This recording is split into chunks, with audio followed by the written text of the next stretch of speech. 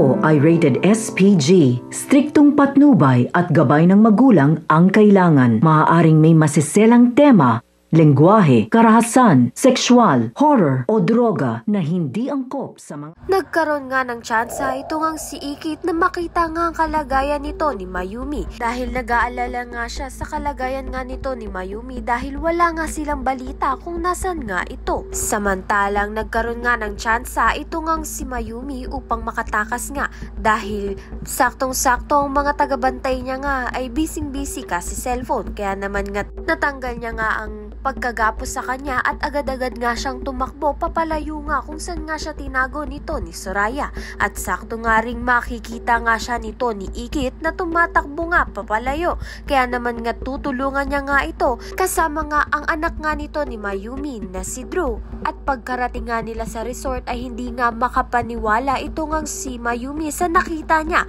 dahil nagtitiwala na nga itong si William na asawa niya dito kay Soraya na torture sa kanya. Dahil habang wala nga itong si Mayumi ay pinikot na nga ni Soraya ang isip nga nito ni William. Sa kabilang banda naman nga hindi nga pumayag itong si Pia sa kagustuhan nga nito ni Soraya na makipaghiganti nga dito kay Ikit dahil nga ay naninindigan nga siya sa pinangako niya nga kay Ikit na tutulungan nga niya ito ngang si Ikit upang sampahan nga ng kaso itong si Angela at mapagbayaran nga ni Angela ang makasalanan niya nga dito kay Ikit sa kulungan.